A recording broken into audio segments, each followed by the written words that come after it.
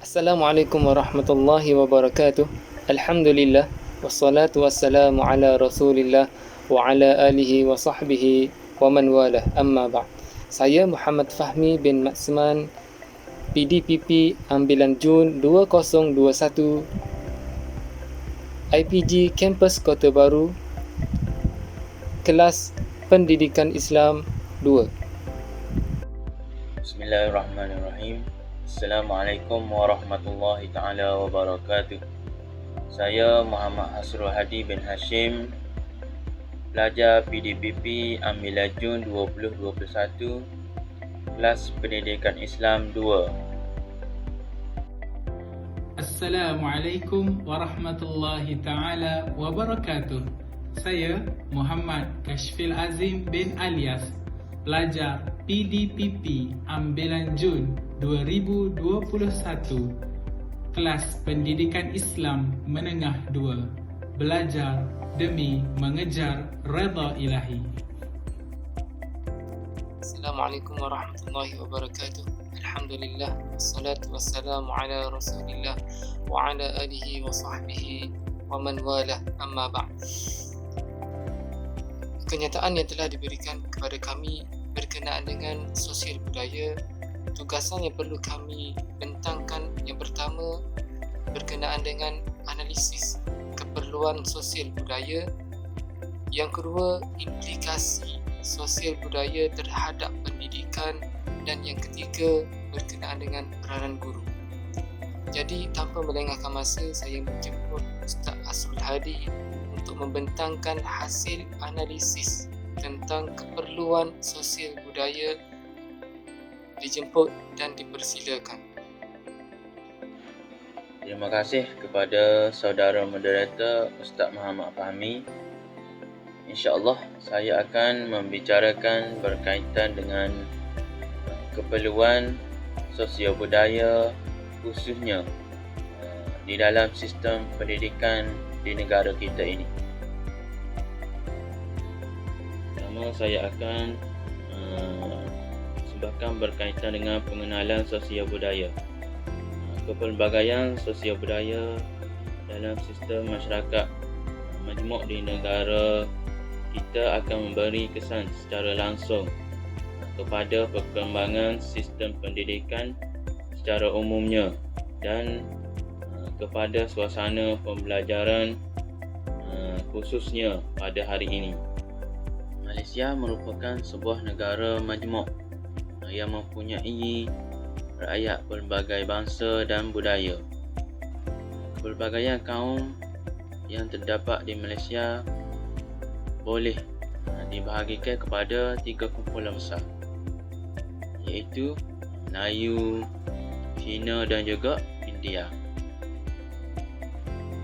Selain daripada 3 kumpulan besar ini, terdapat juga kaum-kaum lain di Malaysia, antaranya kaum Bumiputera dan juga golongan peranakan. Seterusnya, kita tengok pula statistik masyarakat Malaysia. Daripada Jabatan Perangkaan Malaysia bagi suku utama tahun 2021, Bumiputera adalah sebanyak 20.9 juta orang, manakala Cina 6.7 juta orang, India 2.0 juta orang, bukan Bumiputera 2.84 juta dan lain-lain 0.3 juta orang. Itu adalah statistik bagi suku pertama bagi tahun 2021. Berdasarkan statistik jelas menunjukkan bahawa Malaysia mempunyai ciri-ciri kepelbagaian kaum yang kompleks, dengan setiap kaum mempunyai kebudayaannya tersendiri. Pada masa yang sama, tidak dapat dinafikan pula wujudnya budaya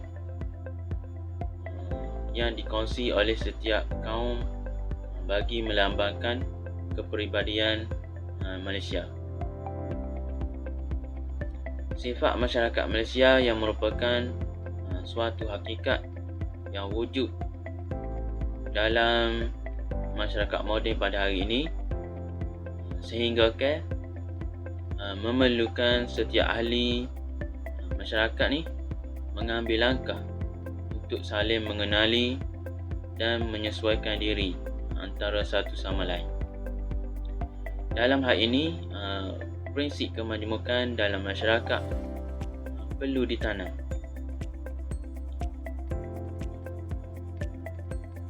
Dalam diri setiap individu sejak kecil demi mengekalkan keharmonian dan saling menghormati antara kaum, yang akhirnya membolehkan keamanan negara mampu dikekalkan sepanjang masa.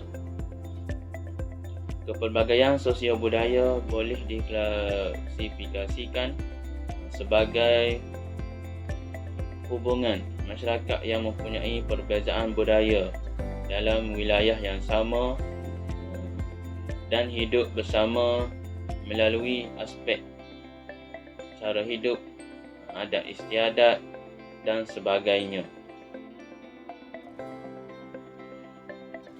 Terdapat seorang tokoh iaitu Muhammad Taib Osman pada tahun 1988 mengatakan bahawa budaya dikatakan sebagai satu himpunan kelengkapan intelektual dan kebendaan yang dapat memenuhi kehendak biologi dan masyarakat serta dapat menyesuaikannya dengan keadaan sekeliling.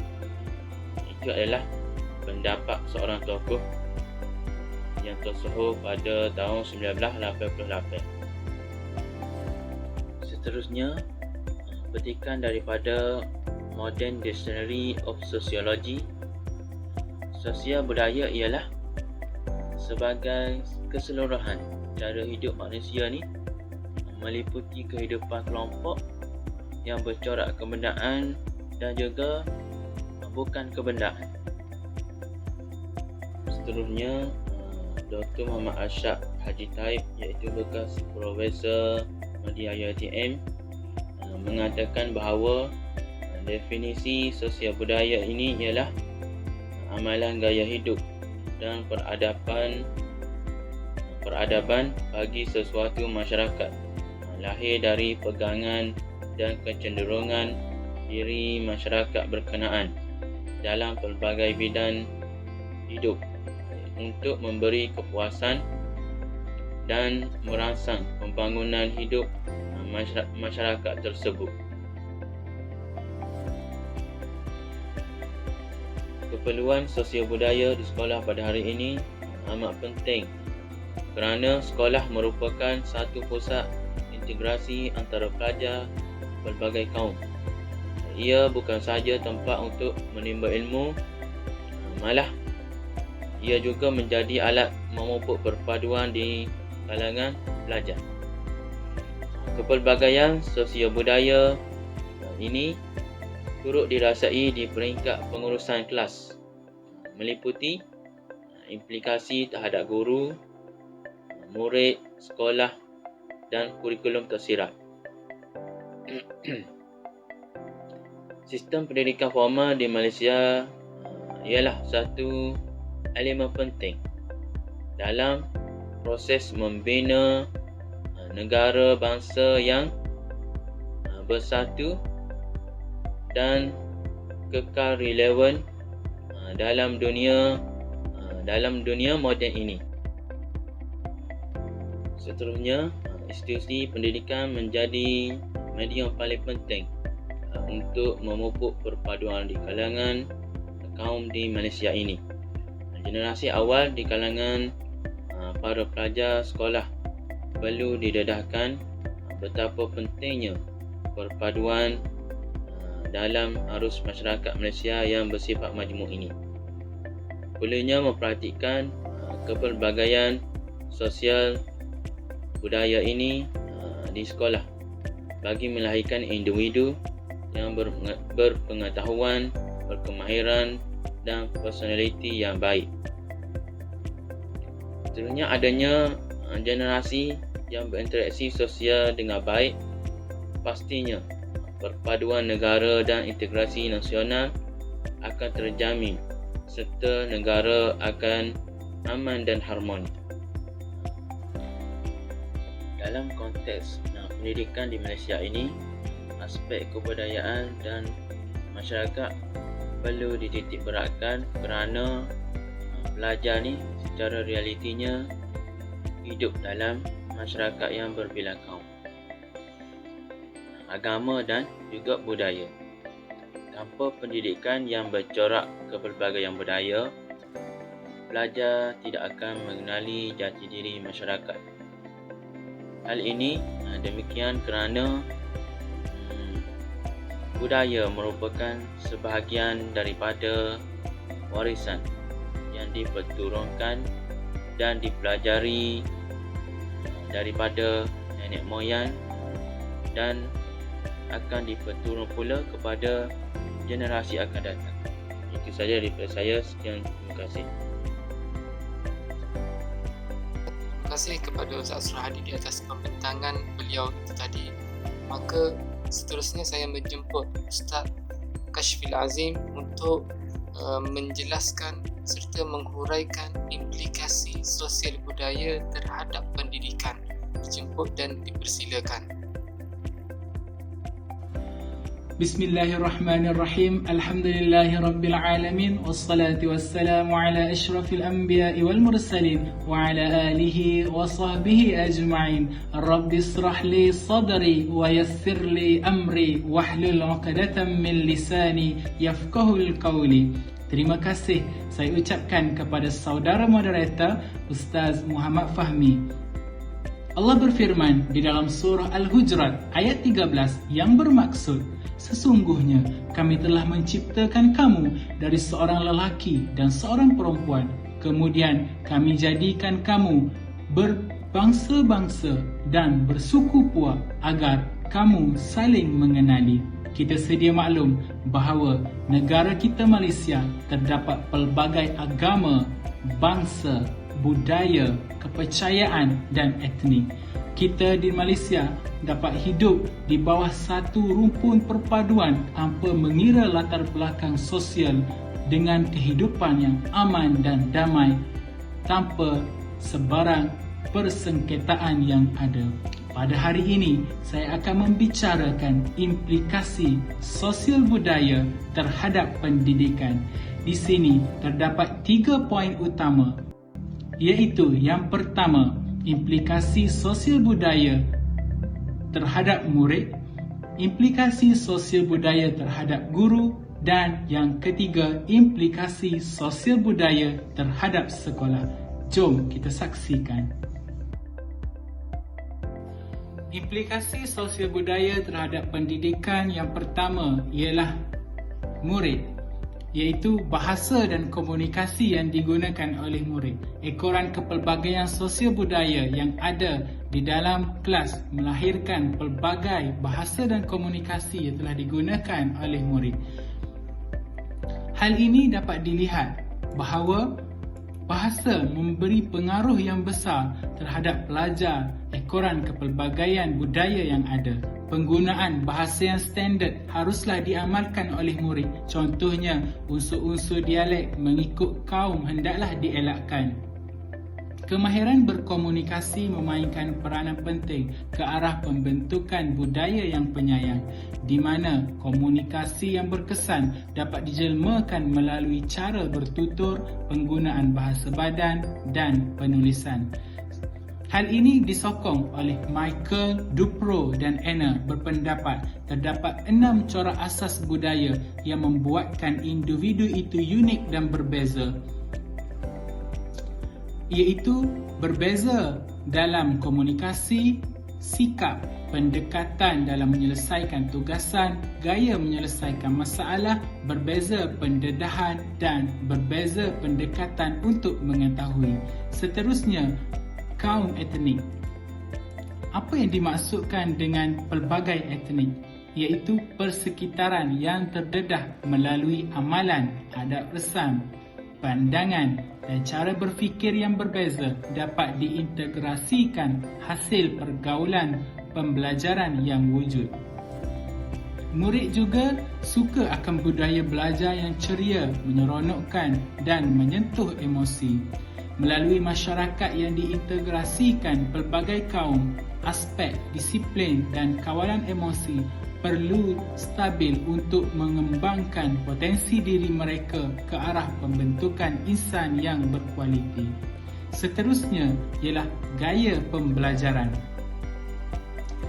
Murid yang terdiri daripada pelbagai bangsa yang berlainan haruslah bersosial dalam kelompok mereka, terutama ketika melakukan aktiviti dalam pembelajaran. Sikap prejudis terhadap bangsa lain haruslah dielakkan supaya segala aktiviti yang dirancang dapat dilaksanakan dengan jayanya. Dalam aktiviti, semangat saling percaya mempercayai ke dalam jiwa murid perlulah diasah dengan nilai-nilai murni ke arah perpaduan murid itu sendiri. Seterusnya ialah pertempatan dan kelas. Kita sedia maklum bahawa di dalam kelas itu terdapat pelbagai latar belakang sosial budaya. Oleh itu, penyusunan kelas, penyusunan susun atur meja di dalam kelas haruslah bersesuaian supaya dapat memupuk perpaduan antara kaum serta mengurangkan jurang perbezaan di antara kaum. Dan yang terakhir ialah gender. Implikasi sosial budaya terhadap pendidikan yang seterusnya ialah guru.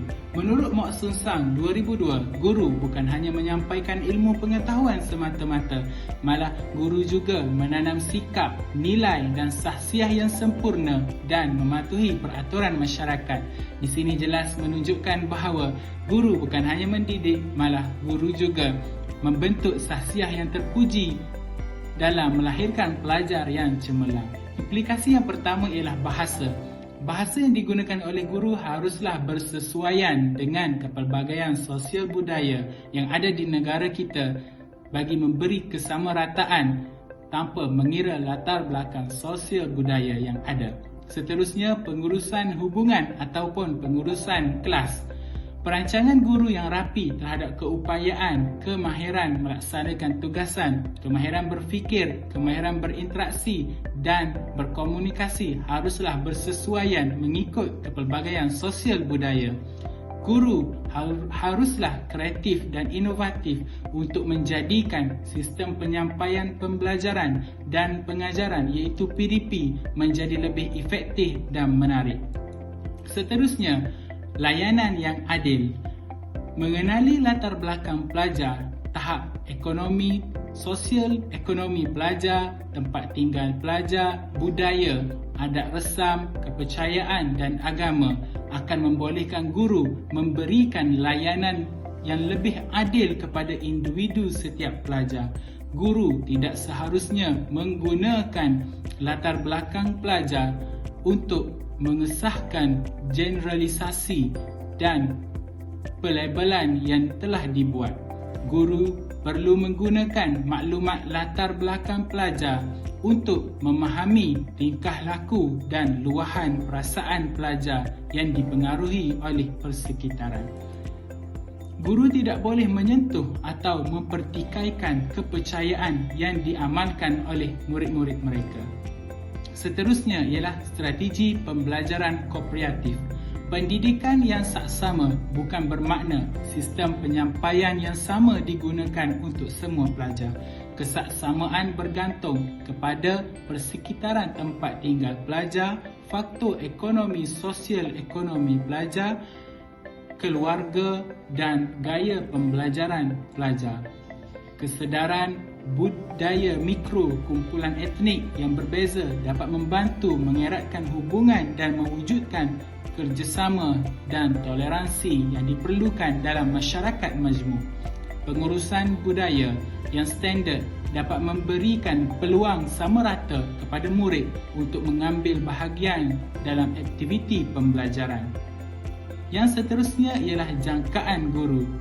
Guru hendaklah sedar bahawa potensi pelajar bukan berdasarkan kelas sosial, jantina ataupun bangsa.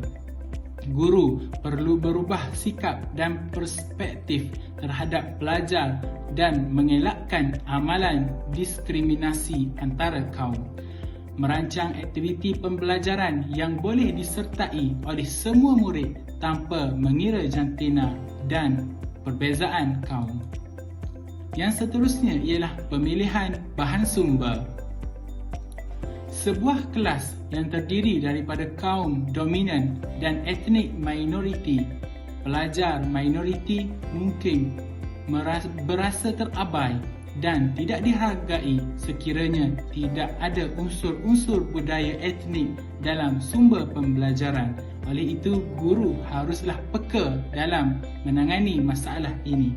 Pengurusan sumber yang baik dilihat dari sudut penggunaan bahasa dan istilah yang tidak sensitif.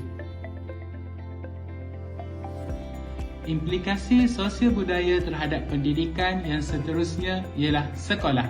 Kepelbagaian sosial budaya telah mewujudkan sekolah yang terdiri daripada pelbagai bangsa seperti sekolah jenis kebangsaan Cina, sekolah jenis kebangsaan Tamil, sekolah menengah harian, sekolah model khas, sekolah berasrama penuh, sekolah menengah teknik, sekolah menengah agama, sekolah menengah pendidikan khas dan sebagainya. Hal ini bertujuan bagi meraihkan kepelbagaian sosial budaya yang terdapat di negara kita.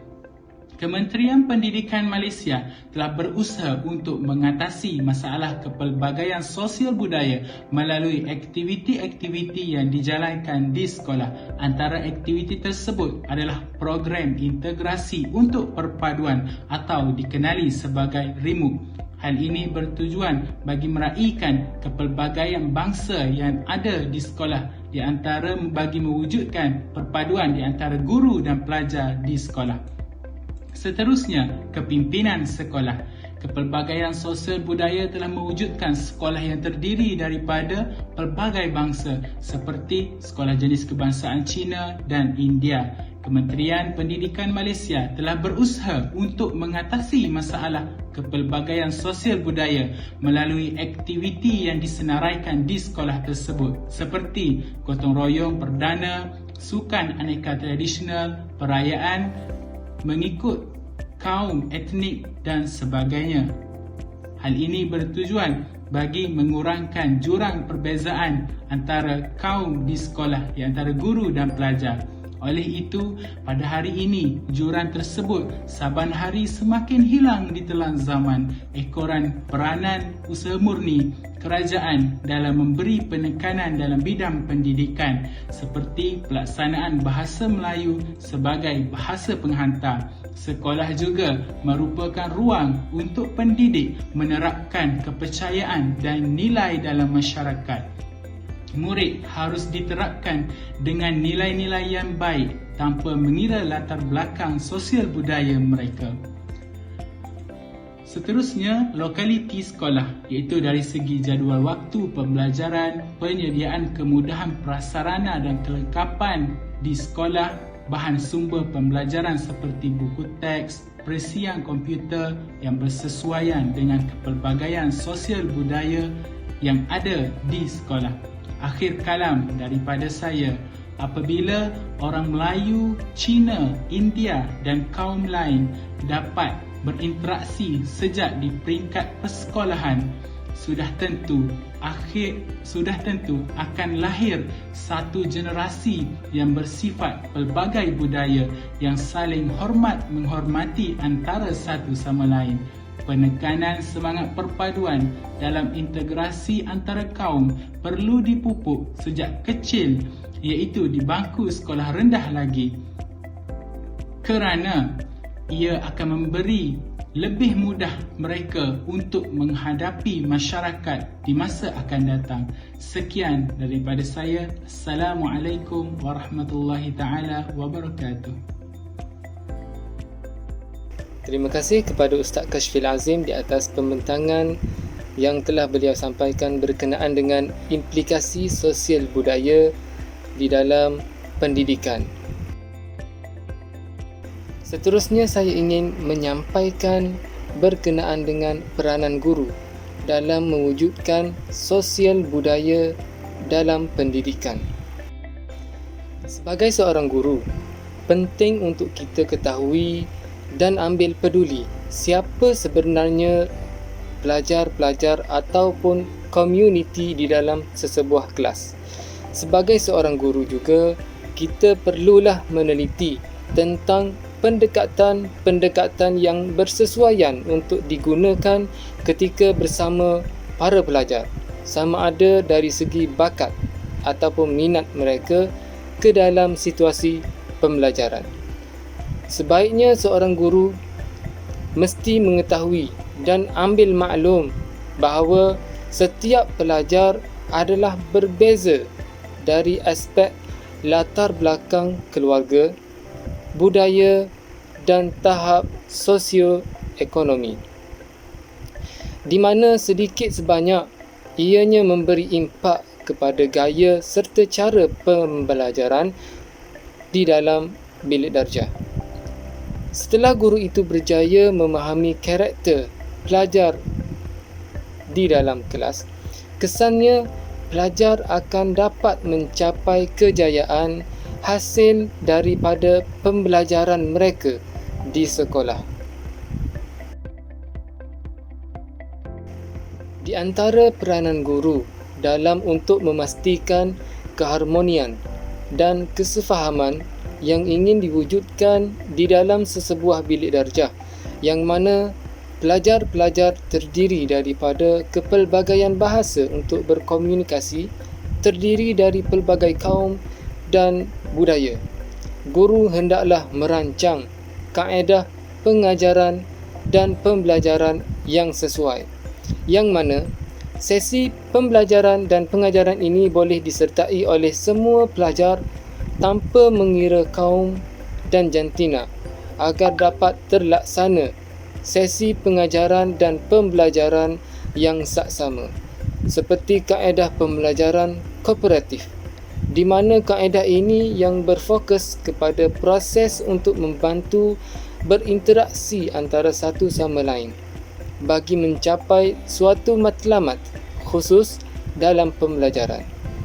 Para guru juga mestilah sedar bahawa pelajar mereka bukan sahaja berbeza dari sudut budaya sahaja, tetapi mereka juga berbeza dari gaya dan juga tahap pembelajaran. Jadi, cara ini dapatlah membuatkan para pelajar saling bertukar pengetahuan dan pengalaman. Selain itu, guru juga hendaklah bijak dalam pemilihan bahan pembelajaran yang akan digunakan di dalam bilik darjah bagi melihat bagaimana peranan bahan pembelajaran yang sesuai itu dapat membantu guru menerapkan nilai perpaduan dalam diri para pelajar. Sebagai contoh, mengenai sambutan sempena perayaan, guru boleh menayangkan video perayaan setiap kaum yang ada di Malaysia serta menyediakan makanan tradisional kaum-kaum tersebut. Dalam mata pelajaran sejarah, tidaklah hanya diperkenalkan tokoh-tokoh Melayu sahaja, bahkan ada nama-nama besar dari kaum lain seperti kaum Cina dan kaum India. Jadi, proses ini akan mewujudkan persefahaman di dalam kalangan pelajar. Seterusnya, para guru hendaklah memberi layanan yang adil kepada setiap pelajar. Guru mestilah bijak dalam mengawal dan menilai para pelajar di dalam kelas sosial supaya tercetus satu suasana pembelajaran yang interaktif dan pembelajaran yang akan menjadi lebih menyeronokkan. Sebagai contoh, guru harus menghimpunkan pelajar yang berbeza latar belakang dalam satu kumpulan semasa membuat aktiviti berkumpulan. Tambahan itu, guru mesti menunjukkan contoh karakter yang baik kepada para pelajar, seperti datang awal ke bilik darjah, adil dan berdisiplin dalam semua perkara. Ini akan menambahkan lagi rasa hormat para pelajar terhadap guru serta hubungan guru dan pelajar menjadi lebih erat yang akan mendorong kepada sesi pengajaran dan pembelajaran yang lebih menarik dan berkesan. Akhir sekali, guru mestilah senantiasa membantu dan menolong pelajar-pelajar untuk memahami diri mereka bagi membentuk sikap serta tingkah laku yang sesuai. Dengan cara bimbingan ini, mereka boleh memahami kekuatan yang ada pada diri mereka yang akan membuatkan mereka rasa dihargai. Lantas, mereka bersungguh-sungguh dalam apa jua yang mereka lakukan. Kesimpulannya, sosial budaya terhadap pendidikan adalah suatu perkara yang perlu di dalam untuk mewujudkan keharmonian dan keamanan dalam sesebuah negara yang berbilang kaum dan budaya. Sekian, terima kasih.